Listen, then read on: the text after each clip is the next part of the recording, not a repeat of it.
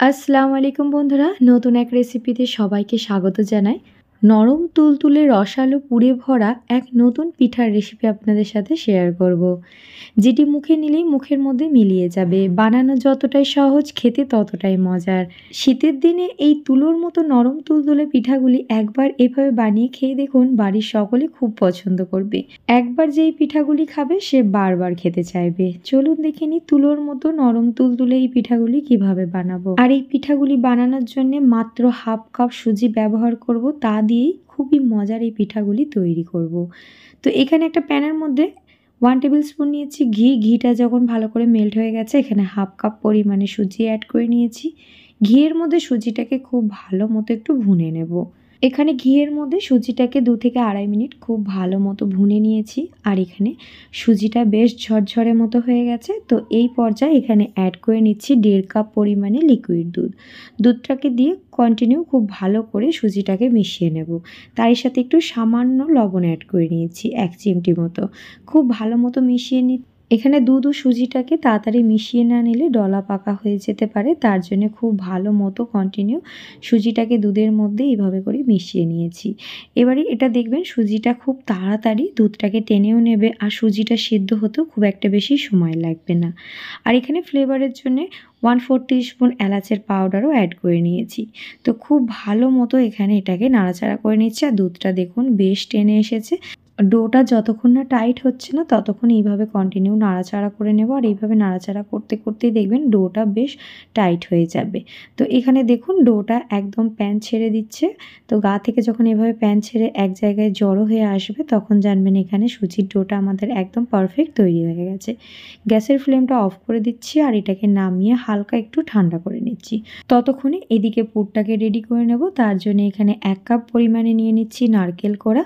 তারই সাথে এখানে দিয়ে দিচ্ছি 1/4 কাপ পরিমাণে পাটালি গুড়, মানে খেজুরের গুড়টা ব্যবহার করছি। তারই সাথে এখানে 1/3 কাপ পরিমাণে লিকুইড খেজুরের গুড়টাও ব্যবহার করছি। সব কিছুকে খুব ভালো মতো মিশিয়ে নেব।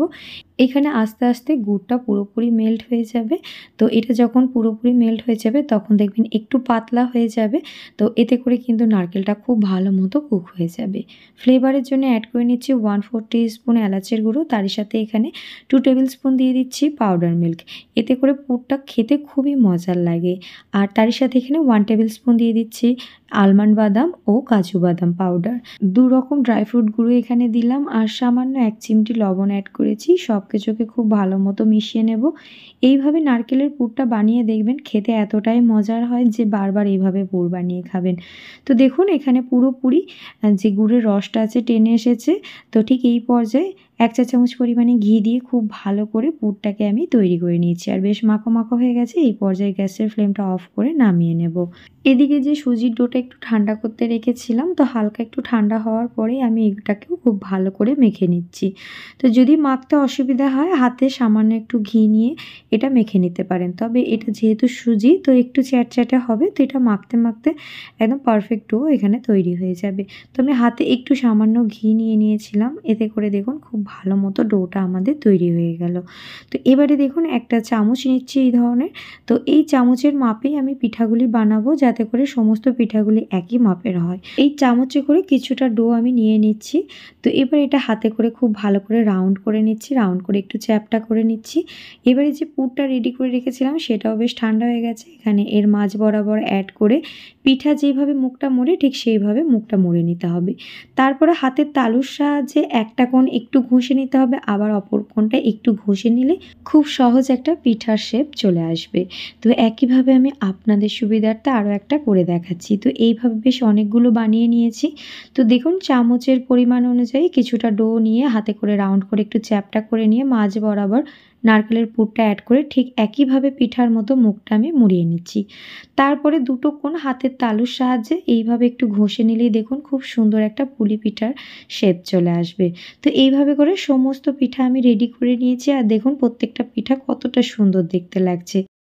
এদিকে একটু তেল গরম করতে বসিয়ে নিয়েছি। তেলটা যখন হালকা একটু গরম হয়ে গেছে পিঠাগুলো একে একে অ্যাড করে নিচ্ছি। এখানে ছাঁকা তেলে পিঠাগুলোকে ভেজে নিতে হবে, একটু লাল লাল করে ভেজে নেব। এখানে প্রথমে 3টে দিয়েছিলাম, 3টে যখন একটু কালার এসে গেছে বাকি আবারও কিছুটা পিঠা অ্যাড করে নিয়েছি। এইভাবে করে অল্প কটা করে কালার আসবে এবং একে একে বাকি পিঠাগুলোও অ্যাড করে নেব।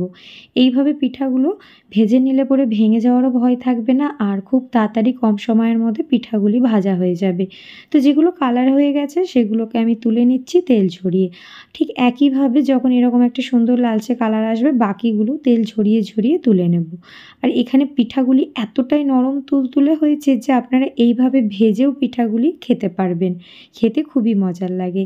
তো একইভাবে সমস্ত পিঠাগুলি আমি ভেজে তুলে নিয়েছি। অপরদিকে এখানে একটা চিনির শিরা বানিয়ে নেব, তার জন্য 1 কাপ পরিমাণে চিনি ও 1 কাপ পরিমাণে পানি অ্যাড করে নিয়েছি। খুব ভালো করে নাড়াচাড়া করে নিচ্ছি।